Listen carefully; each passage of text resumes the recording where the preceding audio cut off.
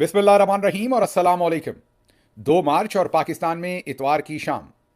आज अभी तक की अहम खबरें और मेरा तजिया।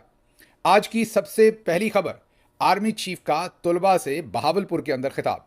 आपको ये तो पता ही है कि पिछली कोर कमांडर कॉन्फ्रेंस और उसके बाद आर्मी चीफ और चंद जो सीनियर तरीन जनरल्स हैं या आर्मी चीफ के करीबी जनरल्स हैं, उनकी आपस में जो सलाह मशवरा हुआ था, उसमें ये फैसला किया गया था कि पाकिस्तान के नौजवान, पाकिस्तान की यूथ और स्टूडेंट्स, तलबा, जाहिर है वो हमसे बहुत दूर चले गए हैं, उनको किसी तरीके से इंगेज किया जाए। उनकी राय हमारे बारे में अच्छी नहीं है, इसलिए एग्रेसिव किस्म की एंगेजमेंट की जाए और उससे उन स्टूडेंट्स को अपने पास लाया जाए। इसीलिए आपने देखा कि आर्मी चीफ भी इससे पहले तलबा से खिताब कर चुके हैं, रावलपिंडी के अंदर भी, और इसी तरीके से DGISPR मुतद्दद यूनिवर्सिटीज़ में जा चुके हैं, लम्स, IBA, इसी तरीके से एक दो मदरसाज के अंदर भी वो गए, और जहाँ पर भी गए एक दास्तान छोड़ा है। उसके बाद जो कुछ वहाँ से हुआ, हाल ही में लम्स में से जो नतीजा आया वो आपने देख लिया।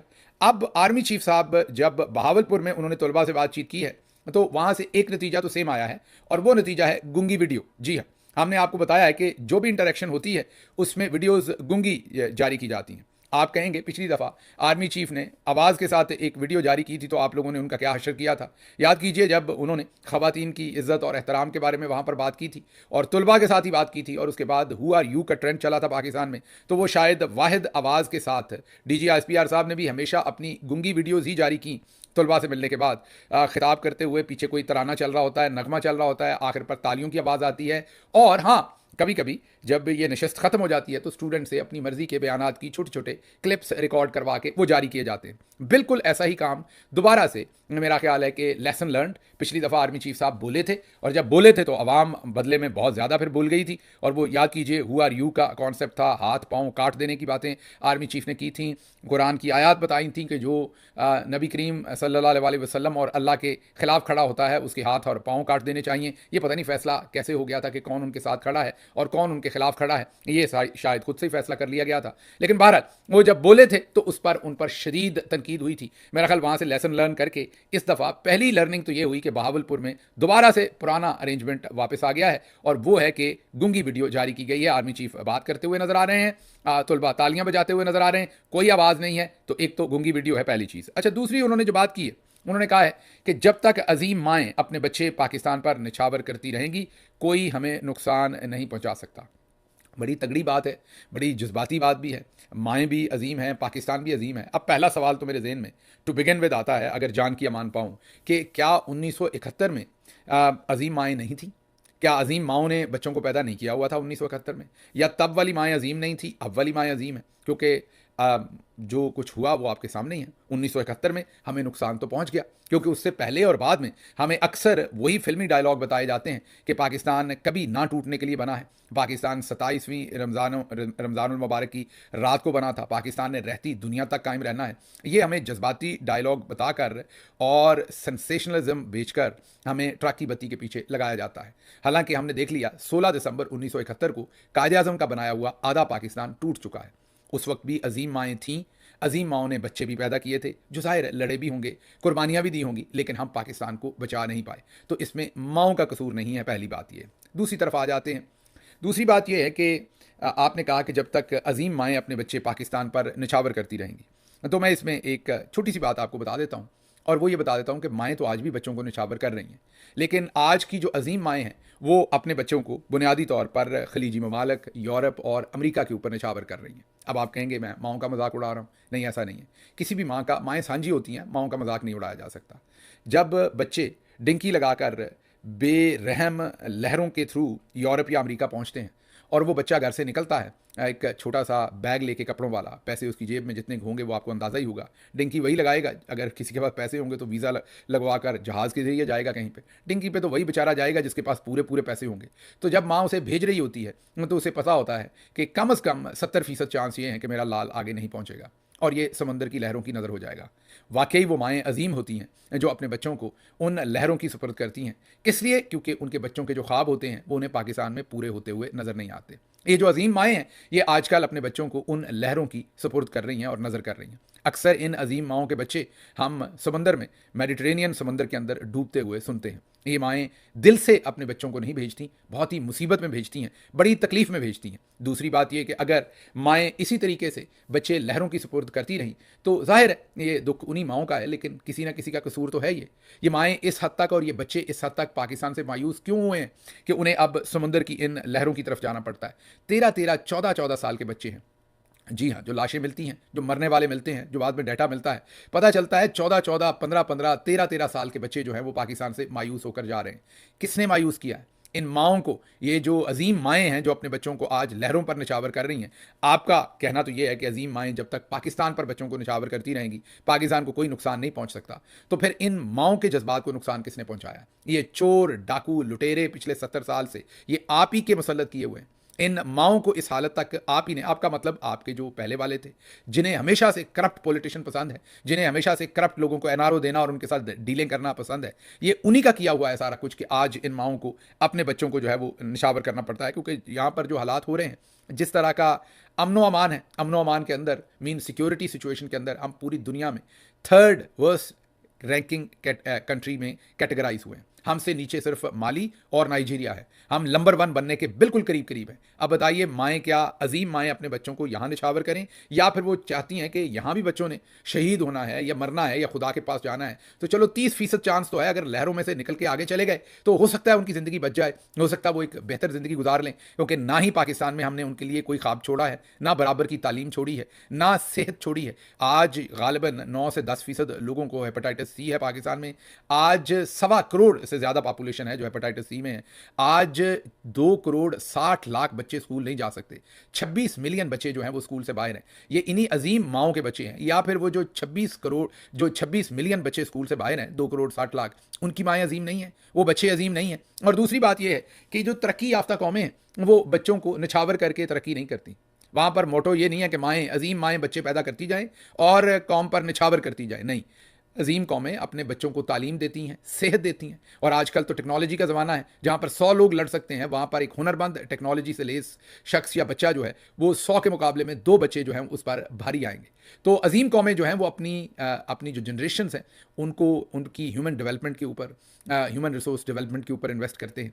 वो उनकी तालीम पर, सेहत पर, उनकी टेक्निकल ट्रेनिंग के ऊपर स्पेंड करते हैं, ना कि ये जज्बाती जो पुराने डायलॉग हैं, रवायती डायलॉग हैं हमारे, हमें किताबों से बाहर आना चाहिए। ये डायलॉग हम बोल बोल कर अभी तक लोगों को बस बेवकूफ़ बनाते आए हैं। हमारी औकात जो है वो पूरी दुनिया के अंदर टके की नहीं रही। आपको पता ही है, हम तो किसी ज़माने में ये मुहावरे में कहते थे कि तेरी 2 टके की औकात है। बांग्लादेश जो उस वक्त ईस्ट पाकिस्तान था उनको नीचा दिखाने के लिए, आज वाकई हमारा रुपया जो है वो तकरीबन 2.5 से 3 टके के बराबर हो गया है। तो वाकई हमारी औकात जो है वो अब 2 टके की नहीं रह गई, उससे ऊपर की हो गई है। सिक्योरिटी शोबे में मैं आपको बता ही चुका हूं जो कुछ है। ये जो हमारे डायलॉग हैं, आईनी हाथों से निपटा जाएगा, बाल बीका नहीं कर सकता कोई भी हमारे मुल्क का, पाकिस्तान हमेशा रहने के लिए बना है, वगैरह वगैरह, हजूर वाला, इन डायलॉगों से हमें बाहर निकलना पड़ेगा।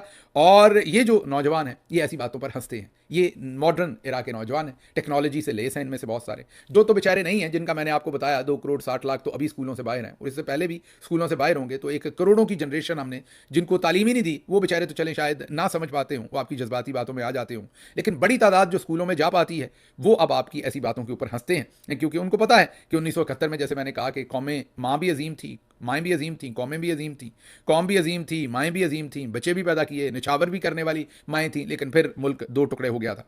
काली एक बच्ची ने टेलीविज़न पर बताया कि ये जो मुसल्लत करदा चेहरे हैं जब हमारे सामने आते हैं तो हम टीवी चैनल बदल लेते हैं। जी हाँ, ये 2 दिन 3 दिन पहले की बात है कि एक बच्ची ने टेलीविज़न पर आकर ये कहा कि जब मरियम नवाज़ की तस्वीर सामने आती है तो हम चैनल बदल लेते हैं। अब बजाय इसके आप उन बच्चों को जवाब देने की, आप ये मैसेज देते हैं कि जब तक अजीम माएँ बच्चों को निछावर करेंगी पाकिस्तान रहेगा। आप पर इस वक्त जो इल्ज़ाम है वो इलेक्शन चोरी करने का है। आर्मी चीफ साहब, आपको उसका जवाब देना पड़ना है, कौम उसका जवाब मांग रही है, और उसका जवाब एक ही तरह से है कि आप अपने आप को सियासत से अलग करें, आप अपने गैर आइनी काम से अपने आप को अलग करें, आइनी हदूद में वापस लेकर जाएं, जो आपका दिफा का काम है उसके ऊपर फोकस करें, और कौम ने जिसको मैंडेट दिया है उसको हुकूमत करने दें। जो जंगें हैं या दिफा है मुल्क का, वो फौजें नहीं कौमें करती हैं, और कौम को इकट्ठा रियासत ने करना होता है। लेकिन ऐसी रियासत कभी भी कौम को इकट्ठा नहीं कर सकती जो कौम का जो इज्तमाही शऊर है उसे ही लूट ले, जो कौम की जो इज्तमाही सोच है उसे लूट ले और उनके ऊपर डाकू चोर लफंगे जो हैं उनको लाकर बिठा दे और फिर ज़बरदस्ती ये क्लेम करे कि अब आप हम इनको क्योंकि ले आए हैं तो अब आपने इन्हें हर सूरत फॉलो करना है। अब आप ये मतलब बातें तो कर सकते हैं लोगों से, ये सारी की सारी बातें, जैसे कुछ अर्सा पहले मुनीब फारूक साहब ने भी कहा था कि आर्मी मकबूलियत से नहीं डरती, आर्मी चीफ मकबूलियत से नहीं डरते। उन्होंने कौन सा इलेक्शन लड़ना है? जी हाँ, ये मैं नहीं कह रहा, ये आपके टाउट ने कहा था टेलीविजन पर।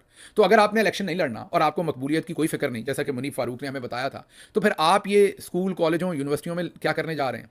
फिर आप ये बच्चों के आहनी हाथों का सामना कैसे करते हैं? फिर लम्स के बच्चों ने जो कुछ किया वो आपके साथ क्यों हो रहा है? आपको मकबूलियत की फ़िक्र है और कबूलियत की भी फ़िक्र है। आपको पता है कि अवाम में अब वो मकबूलियत नहीं रही। उसी मकबूलियत को लेने के लिए ही आपको यूनिवर्सिटीज़ में, कॉलेजेस में जाना पड़ रहा है। आपको फ़र्क पड़ता है, ये अलग बात है कि आपके टाउट हमें बताते हैं कि आपको फ़र्क नहीं पड़ता क्योंकि आपने कौन सा इलेक्शन लड़ना है। लेकिन अब आप देख रहे हैं तो वो बिल्कुल अपोजिट है। डीजी एसपीआर भी जा रहे हैं, आर्मी चीफ भी जा रहे हैं। तो ये पहली खबर थी जो आपके सामने रखनी थी। अगली खबर जो है वो आपके सामने वज़ीरिस्तान से रखते हैं।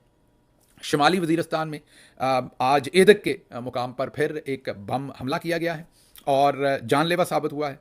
बमबार के हमले से 2 हमारे फौजी शहीद हो गए। जी हाँ, दुरुस्त सुन रहे हैं, हमारे 2 फौजी शहीद हो गए। इसी तरह लाहौर में एक पुलिस कांस्टेबल को, जिसका नाम कुर्बान अली है, उसको तालिबान के गुल बहादुर जो उनका ग्रुप है, उसने ज़िम्मेदारी कबूल कर ली है कि उन्होंने ऑल द वे लाहौर आके एक पुलिस कांस्टेबल कुर्बान अली को वहाँ पर शहीद कर दिया है, उसका कत्ल कर दिया है। अब इसकी भी अभी मौमा बाहर निकलेगा। ज़िम्मेदारी तो उन्होंने कबूल कर ली, क्यों किया है, इसमें क्या पीछे बैकग्राउंड है, ये जब हमें पता चलेगा तो आपके सामने रखेंगे। तीसरी तरफ बहुत ही खतरनाक खबर है, ये आर्मी चीफ साहब के मैं गोशगुजार रखना चाहता हूँ क्योंकि वो तो आजकल चोलिस्तान जाते हैं, मेला मवेशियाँ जाते हैं, या स्टूडेंट्स को जाकर कुरानी आयात का बताते हैं, या ये कहते हैं कि हमारा सियासत से कोई लेना देना नहीं, इन कामों में मसरूफ़ हैं। तो आपको बता दें कि आप ही के पाकिस्तान में दूसरी तरफ क्या होता रहा है। Balochistan Liberation Army, Baloch Liberation Front, Baloch Republican Guards और सिंधु देश आर्मी, इनका एक बलूचिस्तान और सिंध की ये अस्करियत पसंद या अलहदगी पसंद, या आप इन्हें टेररिस्ट कह लें, जो आपने इनको कहना है, वो तंजीमों का इजलास हुआ है। ये इजलास 3 दिन जारी रहा है। मैं नहीं कह रहा, बीबीसी रिपोर्ट कर रहा है, स्क्रीन पर आपको दिखा भी रहे हैं। बीबीसी ने रिपोर्ट किया बाकायदा इन लिबरेशन फ्रंट्स और आर्मीज़ जो भी इन्होंने बनाई हुई हैं उनके नाम लेके, और वो ये कह रहे हैं कि ये इजलास बलूचिस्तान और सिंध की पहाड़ियों पर 3 दिन तक जारी रहा है। मतलब पाकिस्तान के अंदर ये इजलास होता रहा है, ये बीबीसी रिपोर्ट कर रहा है। और इस इजलास के बाद उन्होंने अपना एलामिया भी जारी किया है। इसको कहते हैं रियासत के अंदर रियासत बनना। उन्होंने अपना एलामिया जारी किया, और एलामिया में क्या कहा है उन्होंने कहा एक तो बलोच कौमी फ़ौज की तश्कील देंगे। अब बलोच कौम पर मुश्तमिल एक पूरी बलोच कौम जहाँ जहाँ है वहाँ पर एक फ़ौज की तश्कील देंगे जो पाकिस्तान की फ़ौज से लड़ेगी। ये एलामिया का पहला हिस्सा है।